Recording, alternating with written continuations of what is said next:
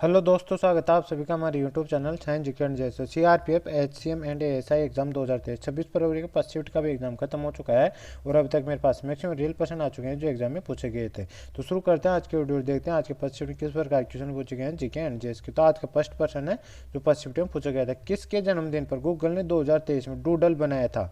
2023 में उनका कौन सा जन्मदिन था। तो गाइस ये इसका मतलब इनका जन्मदिन की बात करते हैं, जन्मदिन था 15 जनवरी 2023 को दिग्गज भारतीय पहलवान खासाबाद दादा साहेब जादव का मतलब गूगल ने डूडल बनाया था। और उनका कौन सा जन्मदिन था तो उनकी बात करें तो उनका 97वां मतलब जयंती मनाई थी, 97वां उनका जन्मदिन था।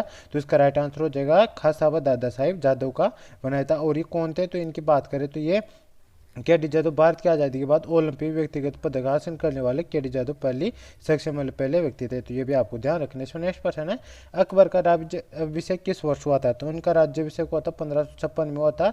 और इनके जन्म की मतलब इनकी राज्याभिषेक की बात करें 14 फरवरी 1556 को हुआ था, को पंजाब के कन्नौर में हुआ था। ये भी आपको ध्यान रखना। और इनके संरक्षक कौन थे तो बेराम खान 1556 से लेके 1560 तक अकबर का संरक्षक रहा था। और पानीपत की दूसरी लड़ाई हुई थी 1556 में अकबर और हेमू के बीच में, जिसमें मतलब अकबर की विजय हुई थी, जिसके बाद मतलब इसका राज्याभिषेक किया गया था अकबर का। तो इसका राइट आंसर हो जाएगा 1556 में हुआ था अकबर का राज्य। पानीपत द्वितीय लड़ाई के हुई थी 1556 में थी, ये भी आपको ध्यान रखना है। और गाइस किसके के बीच होता है, अकबर और हेमू के बीच होता है। तो ये भी आपको ध्यान रखना है। इसमें नेक्स्ट क्वेश्चन है, वित्त आयोग का गठन किस अनुच्छेद के तहत होता है। तो अनुच्छेद 280 के तहत होता है, इसका राइट आंसर हो जाएगा। और वित्त आयोग संघ और राज्य सरकार के बीच कुछ राजस्व संसाधनों के आवंटन के उद्देश्य से एक संवैधानिक निकाय है। तो ये भी आपको ध्यान रखना है, ये एक संवैधानिक निकाय है। इसमें नेक्स्ट प्रश्न है, गरीबी के मामले में भारत का दूसरा सबसे गरीब राज्य कौन सा है। तो गाइस गरीबी को दूसरे की बात करें तो ये झारखंड है।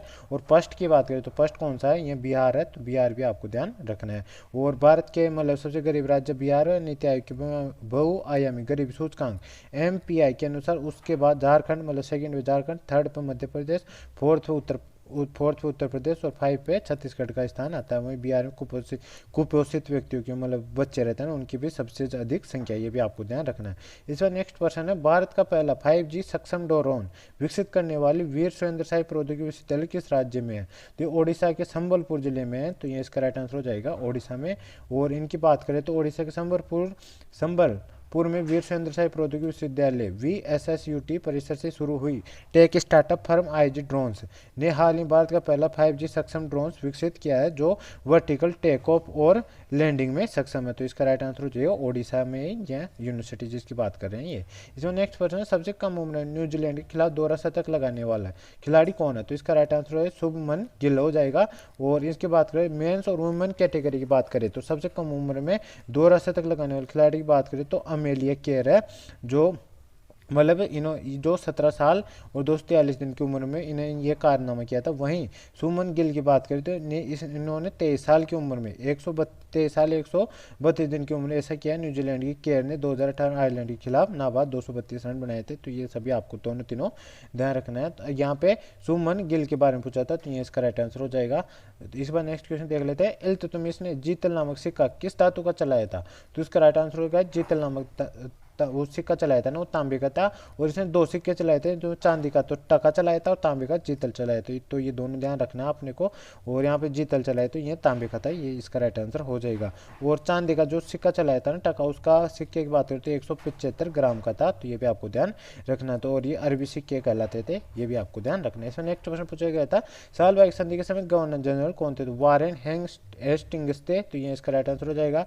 और ये कब हुई थी, 17 मई 1782 को हुई थी। और किस किस के मध्य हुई थी तो वारेस हेस्टिंग्स और महादजी शिंदे के बीच इसमें इस संधि पर हस्ताक्षर हुए थे। तो ये आपको राइट आंसर हो जाएगा। नेक्स्ट क्वेश्चन है, 5वें खेलो इंडिया यूथ गेम्स की मेजबानी कौन सा राज्य करेगा। तो ये मध्य प्रदेश करेगा, मध्य प्रदेश का राइट आंसर हो जाएगा। और इसकी बात करते हैं, मध्य प्रदेश के 8 शहरों में हो गए हैं। और इसके अलावा दिल्ली में भी इसके इवेंट होंगे कुछ।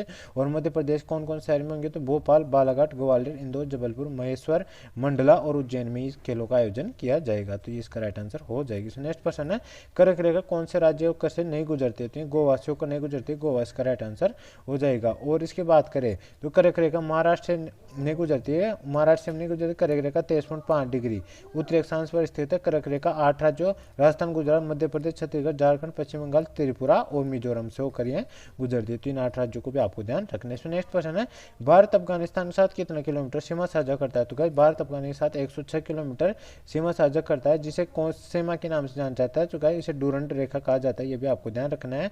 और इसकी बात करते हैं 1893 में हिंदू कुश क्षेत्र में स्थापित किया गया थी यह रेखा, और यह अफगानिस्तान और ब्रिटिश भारत के बीच आदिवासी भूमि से होकर गुजरती है। तो ये भी आपको ध्यान रखना है। इसमें नेक्स्ट प्रश्न पूछा गया था, क्रोमियम आवर्सानी के किस नंबर के वर्ग समूह का तत्व है? तो गाइस इसका राइट आंसर है समूह 6 यानी छठे समूह का तत्व है। और क्रोमियम एक रासायनिक तत्व है जिसका रासायनिक प्रतीक Cr होता है और परमाणु संख्या 24 होती है। और यह समूह 6 का पहला तत्व है। ये फौलादी ग्रे चमकदार कठोर भंगुर संक्रमण धातु है। तो ये भी आपको ध्यान रखना है। इसमें नेक्स्ट प्रश्न पूछा गया था, अरावली पर्वत का सबसे ऊंची चोटी कौन सी है? तो गाइस ये गुरु शिखर इसका राइट आंसर हो जाएगा। और इसके बाद अगर अरावली पर्वत की सबसे छोटी गुरु शिखर, जिसकी माउंट आबू में 5653 फुट इसकी लंबाई है। और मीटर में बात करें 1722 या 23 मीटर इसकी, मतलब 22 दे रखा है, कहीं कहीं पे 23 दे रखा है, तो 1723 या 22 इसकी मीटर ऊंची है। और इसके बाद आती है सेठ, जिसकी 1593 मीटर ऊंची है। इसके बाद आता है अचलगढ़, जो राजस्थान की चोटी है, ये सभी जो अरावली पर्वत श्रृंखला है ना उसी की।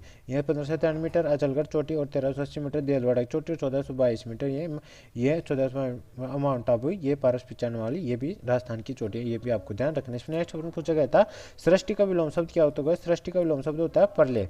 और गाइस एक आयत या आर्या आयात से संबंधित ऐसा कुछ प्रश्न पूछा गया था पर्यायवाची, तो आयत का पर्यायवाची पूछा होगा। तो निशान, चिन्ह, लंबा, विशाल, विस्तृत, समकोण, ये आयत के पर्यायवाची होते हैं। और एक क्वेश्चन पूछा गया 2023 में क्रिकेट में द्रोणाचार्य अवार्ड किसे दिया गया था, किसे मिला था? तो गाइस इसका राइट आंसर है दिनेश जवाहर लाड को मिला था। तो ये इसका राइट आंसर हो जाएगा। तो गाइस ये था आज के फर्स्ट शिफ्ट का full paper analysis. I hope आपको वीडियो पसंद आएगा। वीडियो पसंद आए तो वीडियो को लाइक करें, चैनल पहली बार चैनल सब्सक्राइब कर बेल आइकन ऑन कर ले, ताकि मैं जैसे नेक्स्ट शिफ्ट का एनालिसिस लेकर आऊँ तो उसका नोटिफिकेशन आप तक पहुंच जाए और आप सबसे पहले एनालिसिस देख सके। मिलते हैं नेक्स्ट वीडियो में, तब तक के लिए जय हिंद, जय भारत।